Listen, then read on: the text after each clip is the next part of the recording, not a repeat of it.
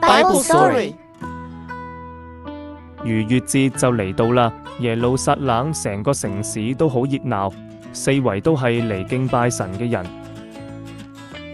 耶穌同佢啲門徒都去到聖殿，佢哋去到外院打算入去敬拜，但聖殿好似個市場咁，有人喺度買鴿子，有人喺度兌換錢幣，吵鬧聲到處都係。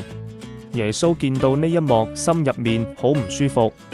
佢知聖殿應該係用嚟禱告嘅地方，點可以變成做生意嘅市集呢？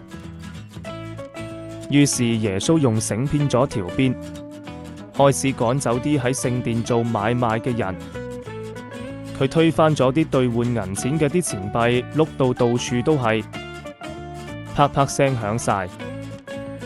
佢又趕走啲買鴿子嘅人，對佢哋講唔好喺聖殿度做買賣啊！耶穌仲大聲講，聖經話過，我嘅殿應該叫做禱告嘅殿，但你哋竟然將佢變成賊窩。啲祭司長同文士聽到之後好嬲，質問耶穌憑乜可以咁做。耶穌就答佢哋，你哋拆毀呢個殿，我3日之內就會再建立翻佢。耶穌就咁樣潔淨咗聖殿，令佢重新成為一個真正用嚟禱告嘅地方。Thanks for watching.